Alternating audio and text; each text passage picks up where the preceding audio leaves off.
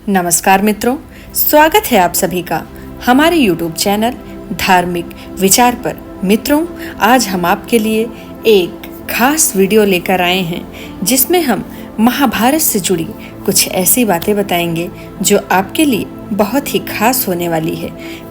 मित्रों, ऐसा माना जाता है कि युद्ध की शुरुआत में ही भीष्म पितामह ने यह घोषणा कर दी थी कि वे पांडवों का वध कर देंगे, क्योंकि वे दुर्योधन की बातों से दुखी हो गए थे। मित्रों, महाभारत में कौरवों और पांडवों के बीच युद्ध शुरू हो गया था और पितामह भीष्म कौरवों के सेनापति थे। युद्ध के प्रारंभ से ही दुर्योधन ने भीष्म पितामह पर व्यंग्य करना शुरू कर दिया था।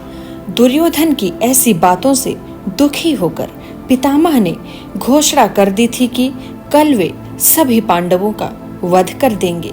कुछ ही समय में पांडवों तक ये बात पहुंच गई कि भीष्म पितामह ने उनका वध करने का संकल्प कर लिया है।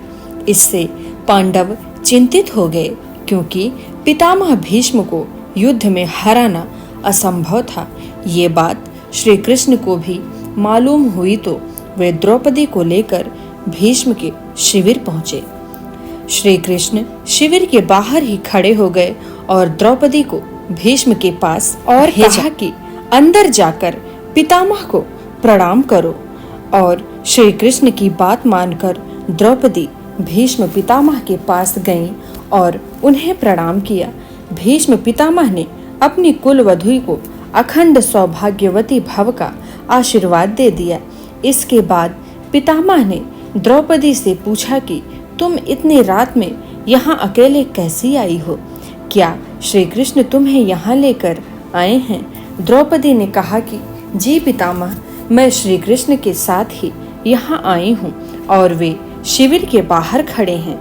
यह सुनकर भीष्म तुरंत ही द्रौपदी को लेकर शिविर के बाहर आए और श्री कृष्ण को प्रणाम किया। भीष्म ने श्री कृष्ण से कहा कि मेरे एक वचन को मेरे दूसरे वचन से काट देने का काम श्री कृष्ण ही कर सकते हैं। इसके बाद श्री कृष्ण और द्रौपदी अपने शिविर की ओर चल दिए। रास्ते में श्री कृष्ण ने द्रौपदी से कहा कि अब सभी पांडवों को जीवन दान मिल गया है। बड़ों का आशीर्वाद कवच की तरह काम करता है, इसे कोई अस्त्र शस्त्र भेद नहीं सकता। इसलिए घर के बड़ों का हमेशा सम्मान करना चाहिए। उनकी शुभकामनाएं हमारी बाधाओं को कम कर सकती हैं। तो मित्रों, ये तो थी भीष्म पितामह के द्वारा लिए गए संकल्प की कहानी। उम्मीद करते हैं आपको हमारी यह कहानी पसंद आई हो, तो वीडियो को ज़्यादा से ज़्यादा लाइक, शेयर, कमेंट करें, चैनल को सब्सक्राइब करें। जय श्री कृष्णा, जय श्री राम।